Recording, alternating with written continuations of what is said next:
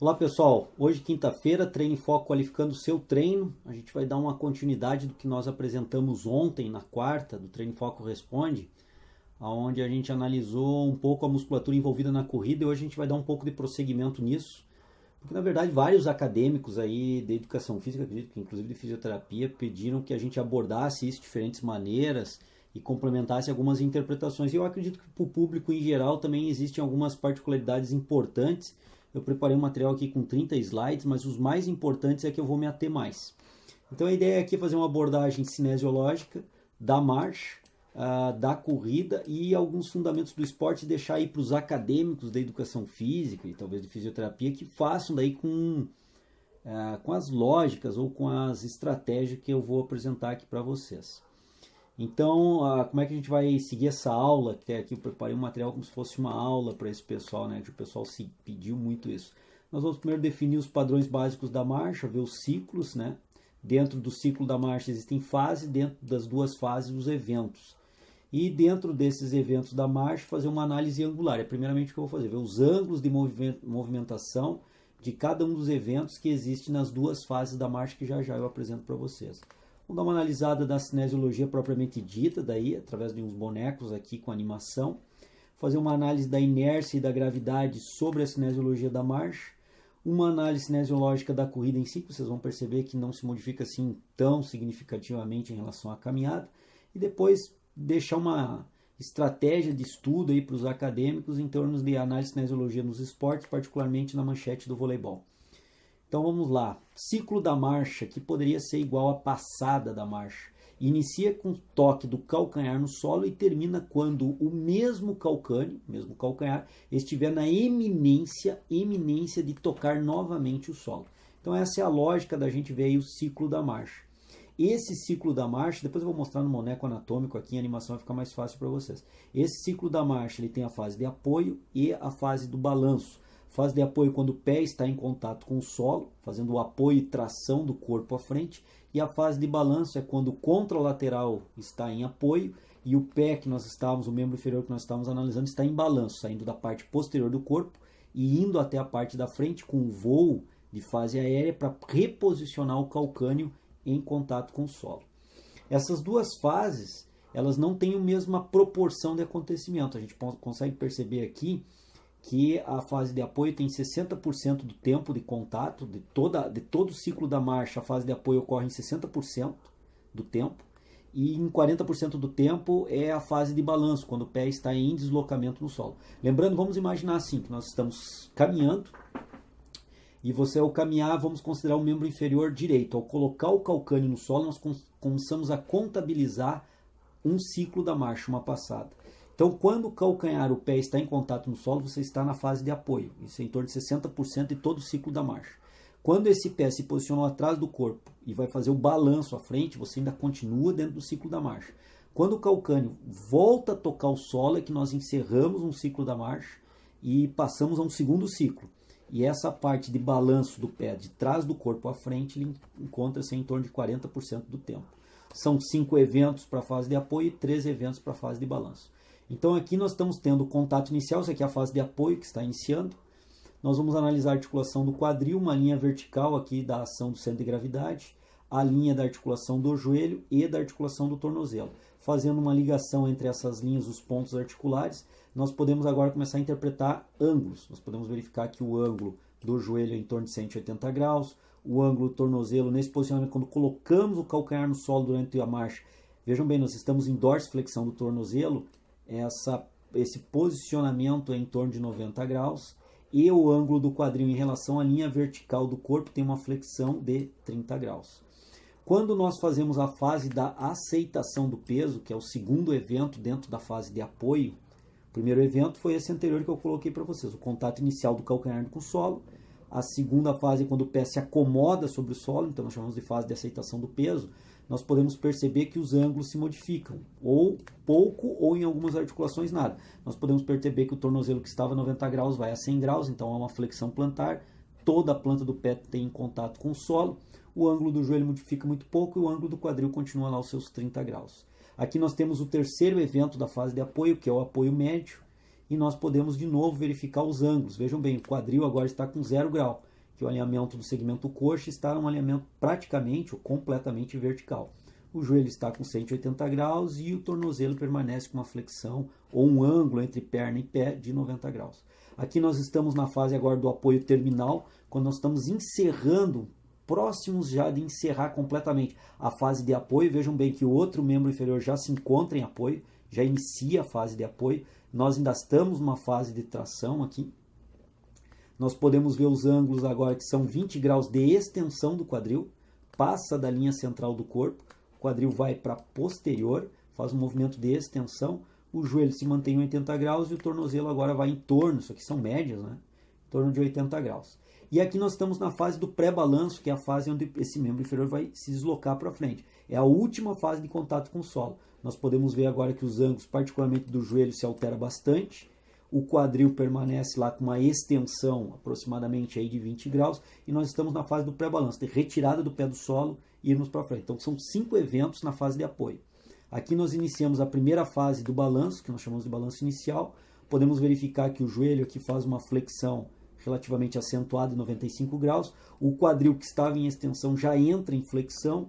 E o pé faz uma flexão plantar, se encontra aí sobre ação gravitacional de 100 graus. Aqui a fase do balanço médio, vejam bem, nós estamos na fase do balanço agora. O pé não está em contato com o solo, está se deslocando de trás para frente em fase de voo. E nós podemos ver que aqueles ângulos, tanto de quadril, joelho e tornozelo, vão se alterando. Isso é bom a gente chamar a atenção, que existem estudos mostrando as características da marcha em idosos, em indivíduos idosos, considerando o nível de atividade física desses indivíduos e o sexo, há uma certa variação desse posicionamento até mesmo angular durante a marcha. Então aqui são valores médios, estipulado em indivíduos jovens para se analisar os eventos que ocorrem na fase de apoio e na fase de balanço. Aqui é a última fase de balanço, por isso que é chamado a balanço final. Vejam bem, o calcanhar está na iminência de tocar o solo e nós podemos ver aí os ângulos de novo, dos 30 graus aí de flexão do quadril, 180 graus do joelho e 90 graus do tornozelo, que é como nós iniciamos a fase de apoio. Foi o primeiro evento que eu coloquei na fase de apoio, fase de contato com o solo. E de novo, em ambiente aquático ou terrestre, existem estudos aí mostrando que esses padrões de movimento angular não são exatamente o mesmo.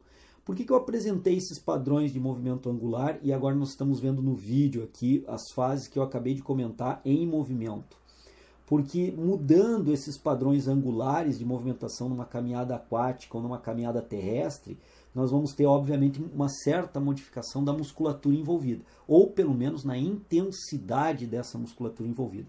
Então, o que eu estou querendo colocar para vocês é que nós estudamos médias de deslocamento durante a marcha, mas dependendo do sexo do indivíduo, da faixa etária, no caso idosos, dependendo dessa caminhada, sendo meio terrestre ou aquático, há modificações angulares e de tensão muscular também dessa musculatura, havendo um envolvimento cinesiológico diferente da musculatura. Ou poderia dizer, não exatamente o mesmo envolvimento cinesiológico. Então aqui vocês estão vendo no vídeo aí todas as fases que antes eu descrevi, com uma sequência de movimentação. A fase de apoio terminal, o pé agora vai perder o contato com o solo na última fase de apoio, que é o pré-balanço. A primeira fase de balanço, balanço inicial. Balanço médio, que eu havia demonstrado antes para vocês, e os ângulos. E aqui o balanço final sendo executado na iminência do calcanhar tocar o solo. Aqui são 3 visões, agora no plano sagital, como que isso está acontecendo, quais são as variações dos ângulos agora do quadril. Então no plano sagital a gente analisou o tornozelo, a gente analisou a movimentação do joelho e agora o enfoque do vídeo é na articulação do quadril sendo demonstrada para esses fases de apoio e de balanço, e dentro da fase de balanço os 3 eventos, e dentro da fase de apoio os 5 eventos que ocorrem, as 5 fases, né, que ocorrem. O que vocês podem perceber? Que para nós analisarmos o movimento corporal humano, no caso aqui da marcha que nós estamos discutindo, nós fatiamos o movimento. Nós estabelecemos esse movimento em várias partes e a partir dessas partes fatiadas é que nós conseguimos daí então interpretar o movimento. E aqui nós temos o boneco então, dinâmico aqui fazendo a movimentação E como eu comentei no vídeo de ontem, a gente consegue perceber o trabalho do quadríceps, nós conseguimos perceber o trabalho tensor da fáscia látea, nós conseguimos perceber o trabalho do glúteo máximo. Tem um trabalho do glúteo médio bem importante, que depois eu vou mostrar para vocês, o trabalho do quadríceps, o trabalho dos fibulares. Então a gente consegue perceber que a musculatura envolvida durante a caminhada é muito parecida, ou praticamente idêntica, à musculatura que nós vimos envolvida ontem na corrida. O que muda muito é a intensidade de ativação desses músculos. Aqui na caminhada, por ter uma intensidade menor, o grau de ativação desses músculos também passa a ser menor. Nesse boneco agora aqui em deslocamento a gente consegue ver a atuação do glúteo máximo, com a extensão do quadril, produzindo a extensão do quadril, o trabalho dos isquiotibiais para fazer o trabalho da extensão do quadril e frear o movimento de extensão do joelho à frente. Então existem várias nuances aqui que eu não vou detalhar muito, que não é o interesse nosso aqui entrar em maiores detalhes, até porque ficaria um tempo muito longo da postagem. Mas a gente tem uma atuação dos principais grupos musculares, que ontem nós vimos na corrida, hoje estou vendo aqui na marcha, depois eu vou voltar a salientar alguns aspectos da corrida. Então, o glúteo máximo, os isquiotibiais, gastrocnêmio medial e lateral e o sólio também. Então, o tríceps sural é fundamental no final da fase de pré-balanço, na última fase, no último evento da fase de apoio ali, a fase do pré-balanço, que impulsiona o corpo, faz uma flexão, uma leve flexão plantar ali no final do movimento, controla o movimento de dorsiflexão do tornozelo durante a fase de tração, impulsiona o corpo à frente. Como eu comentei ontem também, nós não estamos analisando os eretores da espinha nem a movimentação dos grupos musculares de membro superior, que embora eles trabalhem, os grupos musculares mais intensamente envolvidos são os de membros inferiores. Aqui quero chamar a atenção de vocês para um aspecto bem importante. Aqui eu fiz um pontuamento das curvaturas da coluna, aproximadamente com essas demarcações aqui esféricas, a pelve, a articulação do quadril, a articulação do joelho e a articulação do tornozelo. Aqui a ligação entre a articulação do quadril e joelho para o segmento coxa, entre joelho e tornozelo para o segmento perna. E o que eu quero analisar com vocês são considerações a respeito da força de inércia durante o ato da marcha. Como é que nós podemos enxergar essa força de inércia? Um corpo em movimento tende a continuar em movimento desde que nenhuma outra força contrária haja sobre ele. Então aqui nós estamos com essa seta representando o movimento produzido, e dentro desse movimento produzido, a força de inércia ela tende a posicionar numa marcha, na caminhada, a pelve em deslocamento para frente, fazendo o que nós vimos partindo de uma flexão do quadril e entrando em extensão do quadril, partindo de uma flexão do joelho e entrando numa extensão do joelho. Então os músculos que estendem o quadril nesse posicionamento e que estendem o joelho nesse posicionamento durante a caminhada têm uma tração menor, ou uma intensidade de tração menor, porque há uma força também agindo favoravelmente a esse movimento de extensão do quadril e extensão do joelho, que é a força da inércia, a continuidade do movimento. Claro que isso partindo do pressuposto que o indivíduo já se encontra no movimento, como tem o boneco à esquerda, já em deslocamento, já em movimento. Agora nós temos que analisar nessa situação a força gravitacional. Nós analisamos a força de inércia, agora nós temos que analisar a força gravitacional. Como essa força gravitacional ela se projeta no trabalho que nós vamos verificar durante a marcha. Então, de novo, eu fiz o apontamento das curvaturas da coluna, a pelve, quadril, joelho e tornozelo e os segmentos corporais, e a gente pode projetar o movimento de passado. O pé fica fixo no solo e o corpo transita sobre essa fixação do pé no solo, fazendo uma movimentação à frente.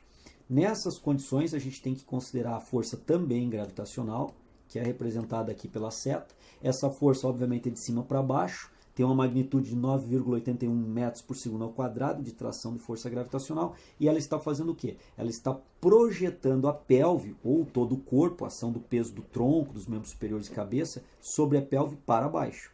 Nessas condições, está produzindo uma carga adicional de flexão em flexão do quadril e flexão do joelho. Os grupos musculares que vão lutar contra essa flexão do quadril e flexão do joelho, no caso aqui, pensando em flexão do joelho, nós não caminhamos com esse grau de flexão do joelho. Então, óbvio que o quadríceps tem uma ação de freio desse movimento e evita uma flexão acentuada desse movimento para que nós possamos transportar o corpo à frente, na situação aqui em vermelho e alaranjado, sem uma flexão demasiada do joelho, diferentemente da situação que eu apresento nessa cor mais marrom, com uma força gravitacional intensa, tendendo a flexionar mais o quadril e a flexionar mais o joelho. Então, vejam bem, tem a força da inércia que contribui e existe a força gravitacional que intensifica o trabalho, especificamente aqui do quadríceps, que é um músculo eminentemente extensor do joelho, lutando contra essa flexão acentuada do joelho, tendência essa causada pela força gravitacional. Quanto maior o peso do indivíduo, maior essa carga e maior a força então que o quadríceps terá que fazer durante a marcha para manter uma execução em vermelho alaranjado aqui sem uma flexão demasiada do joelho, fazendo um controle angular desse movimento durante a marcha. Então aqui agora eu chamo a atenção de vocês para algumas peculiaridades. Nós estamos de novo analisando a marcha, porém agora com uma visão frontal. Nós estamos vendo ali à esquerda apresentar, o vídeo é parado para cada fase do movimento, fase de apoio, fase do apoio terminal, fase do pré-balanço, que é a próxima fase, a fase agora do balanço inicial, sempre considerando aqui no caso o membro inferior direito. Por que eu estou chamando a atenção? Porque a pelve que se encontra aqui, ela vai ter uma carga gravitacional para baixo, que está sobre apoio unilateral em alguns momentos. 40% da marcha, ela se encontra em apoio unilateral, enquanto um membro está em apoio, o outro está na fase de balanço. E isso tem uma importância muito grande quando a gente considera a seguinte situação. Vamos imaginar o quadril do lado direito, o quadril do lado esquerdo, e aqui essa linha ligando as duas articulações do quadril representa a pelve. Nessas condições eu também posso demarcar o joelho e o tornozelo, fazer o segmento coxa e perna, que está em contato com o solo, essa é a fase de apoio, e outro membro está na fase de balanço, ou iniciando a fase de balanço. Nós temos que considerar que existe um ângulo aqui entre o fêmur e a pelve, esse ângulo deve ser mantido adequadamente durante a marcha, e nós temos mais uma vez aqui representado em amarelo a carga gravitacional, que é representado aí pela força da gravidade agindo sobre o peso do tronco, peso dos membros superiores e cabeça e cintura escapular. Como nós estamos em apoio unilateral, toda essa base da carga projetada nesse ponto da pelve, no ponto central da pelve, através dessa linha de força aqui, que vem da coluna vertebral pelo sacro, se distribuindo então para a pelve, pela coluna lombar, se distribuindo em sacro aí para a coluna vertebral. Nós podemos ver que nós não temos apoio desse lado aqui. Esse lado, o membro inferior está em balanço. Então nós concentramos aqui e geramos um braço de alavanca bem forte. Esse braço de alavanca significa que a força está agindo nesse ponto na pelve, sem apoio bilateral, gera uma tendência de inclinar a pelve para baixo, já que aqui nós temos um eixo rotatório, que é a articulação do quadril. Então vejam bem, essa força gravitacional ela tende a fazer esse movimento com a pelve, impulsionar a pelve para baixo, empurrar a pelve para baixo, e diminuir o ângulo, então, portanto, que nós estabelecemos aqui, entre um ângulo adequado, entre pelve e fêmur, esse ângulo vai diminuir, vai ser projetado para baixo. Mas isso não acontece na realidade durante a marcha. E isso não acontece fundamentalmente, essa adução do quadril unilateral em cadeia fechada não acontece devido à musculatura principalmente de glúteo médio.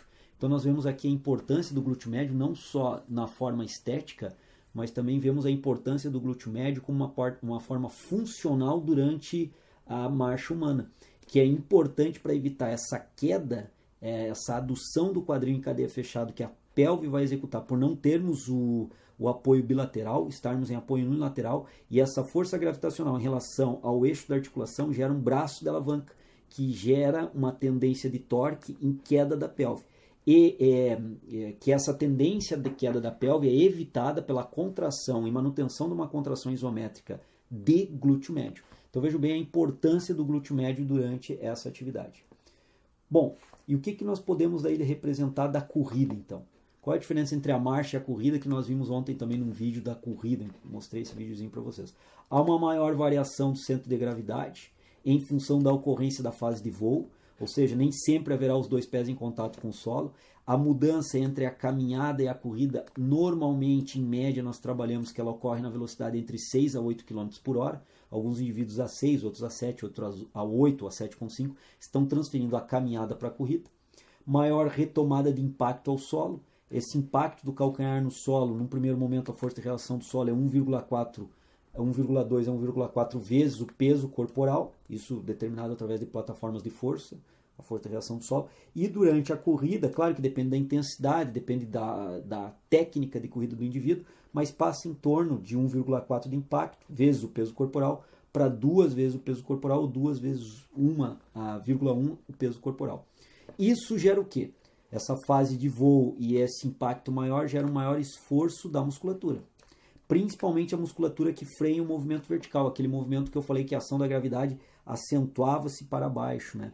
Então nós podemos imaginar aí um trabalho mais forte de glúteo máximo, do glúteo médio, em função justamente do que nós acabamos de ver da influência do glúteo médio sobre as questões de sustentação da pelve em equilíbrio horizontal, evitando que a pelve caia, faça uma adução do quadril em cadeia fechada, e também o trabalho dos isquiotibiais nesse sentido. Nós podemos identificar. Então vejam bem, existem também estudos aqui da marcha humana em interferência de cargas de diferentes situações. Isso que nós estamos analisando de forma genérica, elas podem mudar um pouco ou muito em função de diferentes cargas, em função da postura adotada do indivíduo durante a corrida, ou um potencial desvio postural que ele apresente, pode interferir nessa influência da musculatura. Aqui no joelho, fortemente o quadríceps é influenciado, pode ver que aqui eu coloquei o quadríceps como um dos músculos fortemente influenciados, por essa questão da troca entre caminhada e corrida, quais são os músculos que são mais acentuados com essa troca. Apresentei aqui os principais músculos que sofrem maior efeito de carga. E isso é influenciado pelo estilo de corrida da pessoa, pela técnica de corrida da pessoa, pelo próprio formato do tênis, ou a constituição do tênis, ou um desenho diferente em joelho valgo, joelho varo, pode influenciar também nessa ação muscular. Então eu estou apresentando aqui questões genéricas, questões gerais que influenciam. Então, ainda seguindo essa lógica da diferença da caminhada para a corrida, o trabalho de tração dos extensores do quadril durante a fase de apoio na corrida ele é mais intenso. A fase de apoio terminal do pré-balanço há uma necessidade maior de força de impulsão do corpo para frente. Então, quando nós vamos impulsionar o corpo para frente, há uma maior flexão plantar do tornozelo. Então, acentuamos o trabalho do sólio e do gastrocnêmio para impulsionar o corpo à frente, gerando justamente a fase de voo. Uma flexão mais pronunciada do joelho durante a corrida em comparação com a marcha. O passo é mais largo, em função disso se acentua essa flexão do joelho. Os adutores do quadril, o adutor magno, longo e curto, também tem uma ação de extensão do quadril, e também nessa ação de extensão do quadril eles são mais solicitados durante esse trabalho. Então nós podemos ver que essas são diferenças entre caminhar e correr. Há uma acentuação de grupos musculares que já estavam trabalhando, e nós temos que entender o porquê disso. Ainda dentro dessa diferença entre caminhada e corrida, os cotovelos são flexionados aproximadamente 90 graus e se mantém assim. Então o trabalho do bíceps braquial aqui e do braquial é fundamental para manter a flexão aproximada do cotovelo a 90 graus durante a corrida. Aproximado. Depende muito, como eu disse antes, da técnica com que o indivíduo faz essa corrida. Os ombros em flexão e extensão, então os deltoides trabalham alternadamente ali entre deltoide anterior e posterior, fazendo a flexão e extensão do ombro durante a corrida, e uma pequena rotação da coluna tóraco-lombar durante a flexão e extensão dos ombros. Há uma pequena, chama a atenção disso, pequena rotação da coluna nessas condições. Comparando então aí a caminhada com a corrida, tentando aqui rapidamente mostrar alguns pontos de diferença da ação muscular. Ainda na corrida, o quadril é acionado em flexão de forma mais potente, então a flexão pelo psoas, o ilho, reto femoral, sartório e também tensor da fáscia látea, eles tendem a acentuar um pouco mais o trabalho muscular na corrida comparativamente com a caminhada, devido a essa flexão mais acentuada do quadril, na articulação do quadril, essa flexão ser mais acentuada. E os músculos antigravitacionais, aí contabilizados principalmente pelos eretores da espinha para manter a estabilidade do tronco. Claro que aqui vai ter uma acentuação um pouco maior, devido a maior exigência, já que nós temos fase de voo e um impacto agora maior em relação a 2,1, 2,2, 2,3, 2,4 vezes o peso corporal do impacto, há uma exigência maior também dos músculos estabilizadores. Um pouco maior, não tão maior quanto um quadríceps, um glúteo médio, um glúteo máximo, como nós vimos aqui, que os grupos de membros inferiores tendem, da caminhada para a corrida, a serem mais acionados. Bom, pessoal, para a gente ir fechando, e nos esportes, como é que nós interpretamos aí a análise cinesiológica nos esportes e verificamos aí a atuação? Existe uma variabilidade de movimento muito grande, e aí o auxílio da eletromiografia é fundamental para que nós possamos entender, por exemplo, nos movimentos do tênis de campo, como é que está essa ação muscular. Claro que aí tem o estilo da técnica do tenista, por exemplo, ou de qualquer esporte, que pode mudar um pouco essa ação eletromiográfica, mas a estratégia, a ferramenta da eletromiografia contribui para que a gente possa entender melhor a ação muscular nos esportes. E aí podemos treinar de uma forma mais eficiente também esses grupos musculares.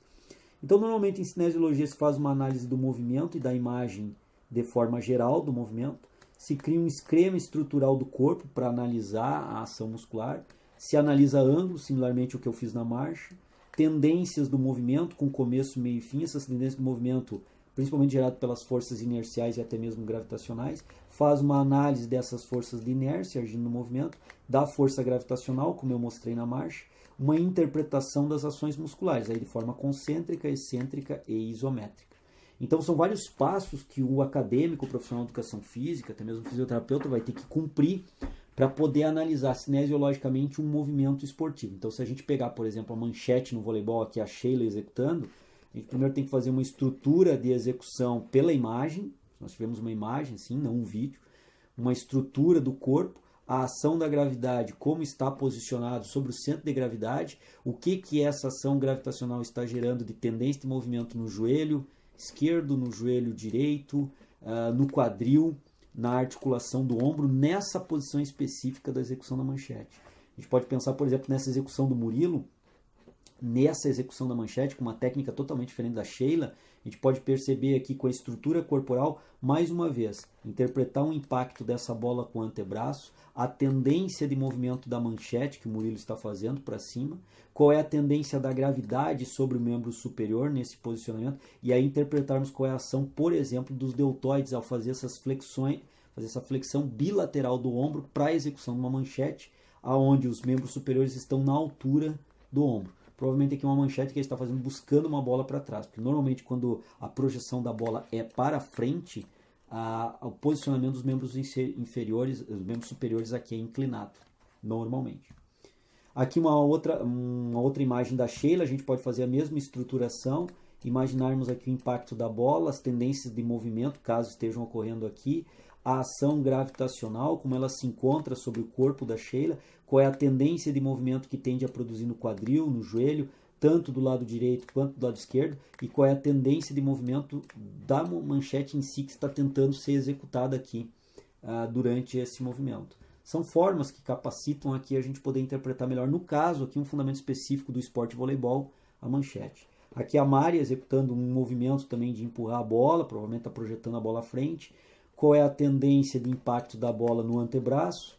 Qual é a tendência da carga gravitacional para membros superiores, para tronco, na articulação do quadril, com essa tendência de movimento? E aí sim, com a interpretação dessas tendências de movimento e a criação dessa estrutura, nós conseguimos concluir, aproximar a interpretação das ações musculares. E aí podemos entender que grupos musculares nós devemos treinar, por exemplo, um atleta de voleibol para executar com performance a manchete. Aqui nós temos no voleibol de praia, vocês podem ver que aqui a flexão do quadril é bem mais acentuada da Sheila. A flexão do joelho também é bem mais acentuada. A inclinação dos membros superiores para executar esse domínio, provavelmente é uma manchete de recepção de saque. E quando se tem, então, estudos de eletromiografia apoiando a interpretação do voleibol de determinados, vejam bem, aqui se fixou nos extensores da perna, provavelmente aqui se retratando a articulação do joelho, extensores do joelho, em jogadores de voleibol. Então, quando se tem informações de eletromiografia, isso fica mais fácil. A gente faz essa estruturação de análise do movimento, cruza com a análise eletromiográfica e consegue entender se o músculo está atuando mais forte ou mais fraco. Mas com a estrutura que eu apresentei para vocês, é possível a gente identificar que grupos musculares estariam atuando. E o mesmo a gente pode interpretar então para um jumping, por exemplo, no basquete, fazendo uma análise desde a posição inicial para ombro, para cotovelo, para punho, para o próprio tronco, posicionamento do tronco, para uma posição intermediária, que já houve uma flexão do ombro, já houve um certo grau de extensão do cotovelo e há um posicionamento diferente do punho. E no final do movimento, quando a bola já foi projetada da mão, a gente consegue ver o grau de flexão do ombro que ocorreu, uma extensão completa do cotovelo e um posicionamento em flexão do punho também durante o arremesso. Então, durante uma sequência de movimento, de fotos sequenciais do movimento, também é possível a gente capitalizar e interpretar melhor quais os grupos musculares atuando, não só na caminhada, não só na corrida, mas também aqui nos esportes. E como eu disse, a ferramenta da eletromiografia é o procedimento mais importante para que a gente possa fazer e entender melhor essas condições. O que o Treino em Foco tentou trazer hoje no Qualificando o Seu Treino é uma interpretação de como nós podemos concluir, acadêmicos da educação física, profissionais de educação física, acadêmicos de fisioterapia e profissionais de fisioterapia, como nós podemos ir passo a passo tentando concluir as ações musculares em diferentes fases da caminhada ou da corrida, embora isso já se tenha um conhecimento bem grande, mas principalmente também aplicar essa interpretação que a gente viu para os fundamentos do esporte. E aí, no caso dos profissionais de educação física, poder entender melhor como treinar esses grupos musculares e principalmente em que ângulos, em que fases concêntricas e excêntricas devem ser treinados. Por exemplo, os extensores do ombro, os flexores do ombro e os extensores do cotovelo, no caso específico aqui do jump do basquete. Então era isso, pessoal. O Treino em Foco Qualificando Seu Treino de hoje se despede. Aguardo vocês amanhã, sexta-feira. Amanhã é uma surpresa bem interessante para vocês aí. Na verdade, uma surpresa que nós já falamos um tempo atrás. Acho que o pessoal já está aguardando. Os seguidores que estão nos acompanhando mais sistematicamente já estão aguardando isso. Mas eu não vou falar nada. Amanhã vocês vão ver na postagem de sexta-feira. Vocês vão interpretar essa surpresa do Treino em Foco. Então até amanhã. Grande abraço. A série única se refere a se fazer uma única série para cada exercício. Nós não entendemos isso como o mais adequado. Nós entendemos que talvez aí 2, 3 séries possa dar um volume de repetição muscular do exercício mais adequado. Até porque nós temos que pensar assim, o que seria mais importante no treinamento iniciante, para o indivíduo iniciante?